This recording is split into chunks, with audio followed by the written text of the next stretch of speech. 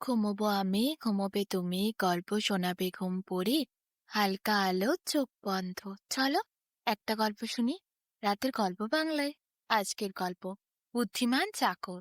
এক বাবুর একটি বড় বুদ্ধিমান চাকর ছিল, তার নাম ভজহরি। একদিন ভজহরি পথ দিয়ে যেতে যেতে তার বাবুকে দেখতে পেল। বাবু ব্যস্ত হয়ে বাড়ির দিকে ছুটছিলেন। ভজহরি জিজ্ঞাসা করল, বাবু কোথায় যাচ্ছেন? বাবু বলল, শিগগিরই এসো ভজহরি, সর্বনাশ হয়েছে, আমাদের বাড়িতে আগুন লেগেছে। তা শুনে ভজহরি বলল, আপনার কোনো ভয় নাই বাবু, ও মিছে কথা, আগুন কি করে লাগবে? আমার কাছে ঘরের চাবি। ভজহরি এরপর একদিন কলুর দোকানে গেছিল এক সের তেল কিনতে। কলু তাকে এক সের তেল মেপে দিল, তাতে বাটিটি ভরে গেল। কিন্তু ভজহরি বলল, ফাও দেবে না গো? কলু বলল, হ্যাঁ দেবো বই কি, কিন্তু বাটি তো ভরে গেছে, তুমি কি করে নেবে? ভজহরি ভাবল, তাই তো, বাটি ভরে গেছে, কিসে করে নি? এমন সময় ফাওয়ের কথা ভেবে ভজহরির মনে পড়ল বাটিটি তলার দিক থেকে একটু টোল খাওয়াচ্ছিল, একটু গর্ত মতো ছিল। তাই ভজহরি তার পিছনে বাটিটির গর্তটি দেখিয়ে বলল, এই যে, এই গর্তে ভর্তি করে দাও। অমনি বাটিটা উল্টে দিল, আর সমস্ত তেল সব পড়ে গেল। শেষে গর্ত ভর্তি করে সেই কলুর দেওয়া ফাওয়ের তেল সে হাসতে হাসতে বাড়িতে নিয়ে গেল। এদিকে কলুর কি অবস্থা, তার হাসতে হাসতে পেটে ব্যথা ধরে গেছিল। ভজহরি তার বাবুর সঙ্গে নৌকায় চড়ে একদিন নদী পার হচ্ছিল। নৌকায় ঢের লোক ছিল। ভজহরি ভাবল, নৌকায় বড্ড বোঝাই হয়েছে, যদি ডুবে যায়, এই ভেবে সে পুটলিটা মাথায় করে নিয়ে বসল। বাবু বললেন, ভজহরি, পুটলিটা নামিয়ে রাখো না, মাথায় কেন নিয়ে কষ্ট পাচ্ছ? ভজহরি বলল, আজ্ঞে না, নৌকায় বড্ড বোঝাই হয়েছে, পুটলি আর রাখলে চলবে না, তাতে বোঝা আরো বেড়ে যাবে। আরেকদিন বাড়িতে চোর এসেছিল। ভজহরি তা টের পেয়েছিল। সে ভাবল ব্যাটাকে ধরতেই হবে।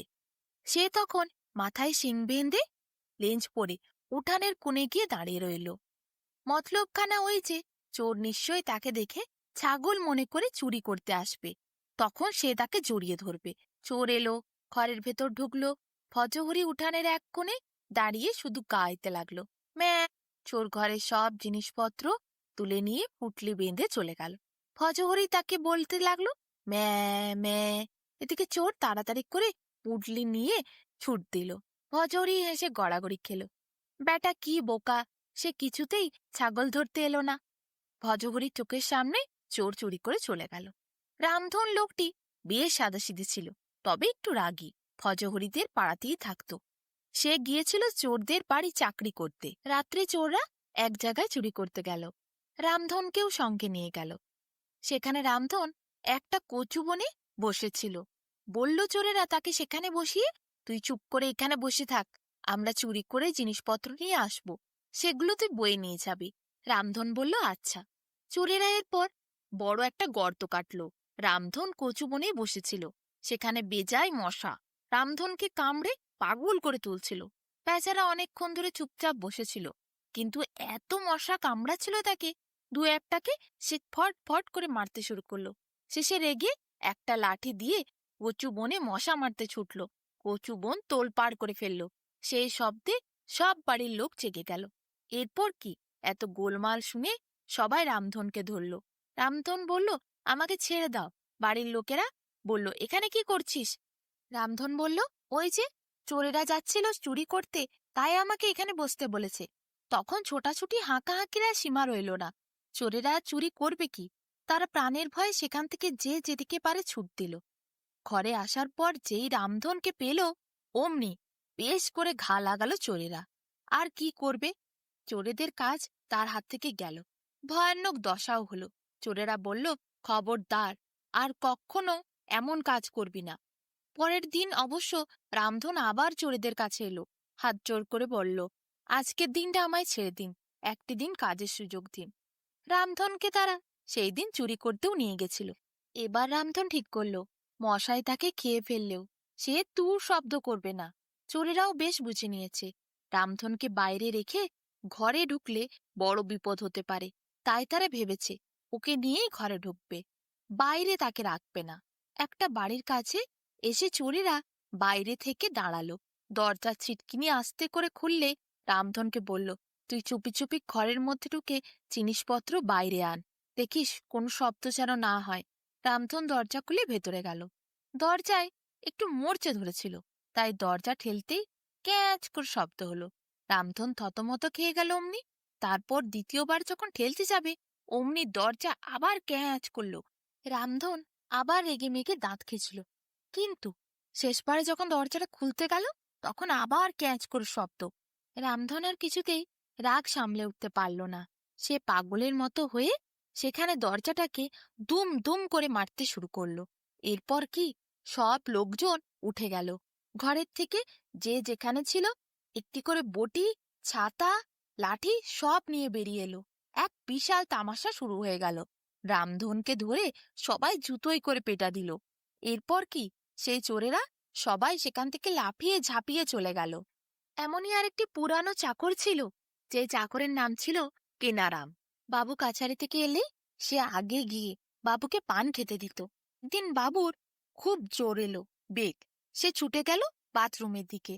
অমনি কেনারাম সেও তাড়াতাড়ি বাথরুমের মধ্যে ঢুকলো। বাবু বলল, এ কি, তুই কেন বাথরুমের মধ্যে এসেছিস? সে বলল, বাবু আপনার পান। বাবু তাকে ঠেলে দিল, তারপর বাইরে বার করে দরজা বন্ধ করে নিজের কাজ সারল।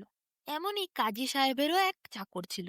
চাকরটি বিদেশি ছিল, তার উপর বুদ্ধিশুদ্ধির অভাব। কাজী সাহেব তাকে নিয়ে মহা মুশকিলে পড়েছিল। চাকরটা কায়দা কানুন কিছুই জানে না, বাড়িতে লোক আসলে হাঁ করে তাকিয়ে থাকত।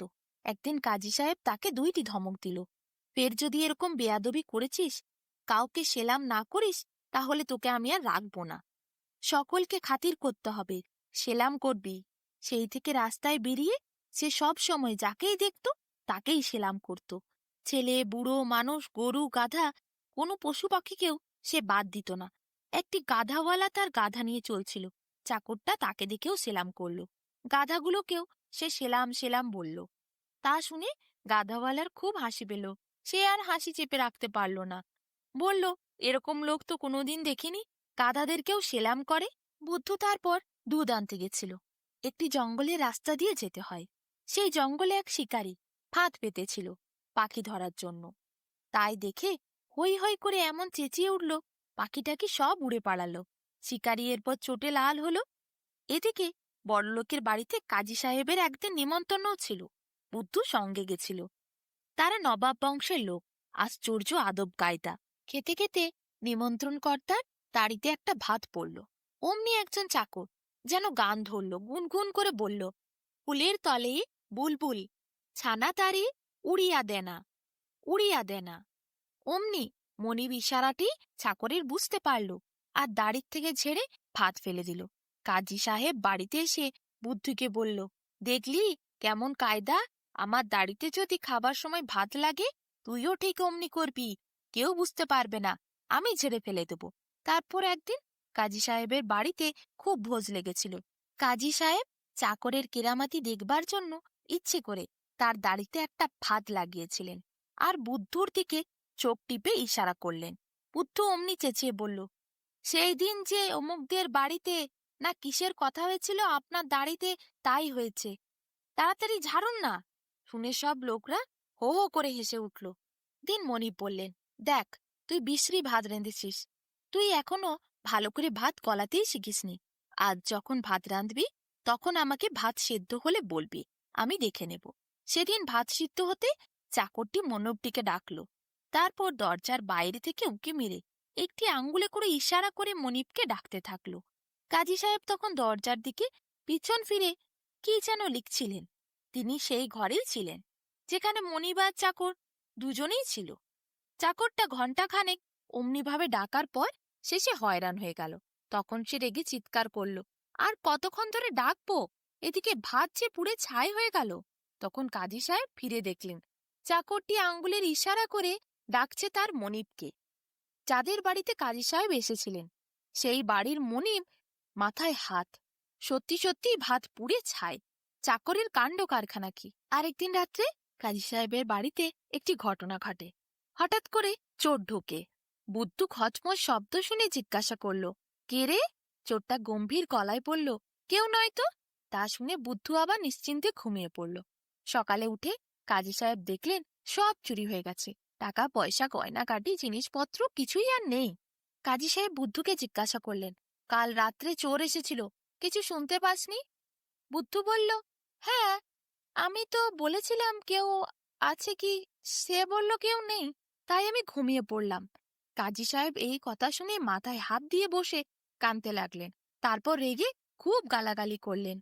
বুদ্ধুর মুখ ভারী হয়ে গেল। কিন্তু তাতে কি, কাজী সাহেবের তো সব চলে গেল।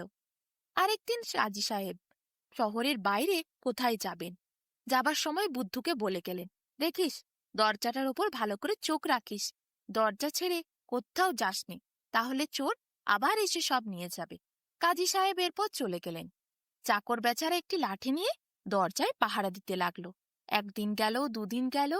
তারপর বুদ্ধু শুনল এক জায়গায় ভারী তামাশা দেখানো হচ্ছে।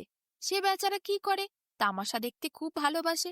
অনেক ভেবে বাড়ির দরজাটা খুলে সে ঘাড়ে করে তুলে নিয়ে তামাশা দেখতে গেল। এদিকে চোর ঢুকে দরজাও ছিল না, সব তুলে নিয়ে গেল। আর কি, কাজী সাহেব ঘরে এসে ফিরে দেখলেন কোথাও কিচ্ছু নেই, দরজাও খোলা। এদিকে বুদ্ধু তামাশা দেখতে গেছে।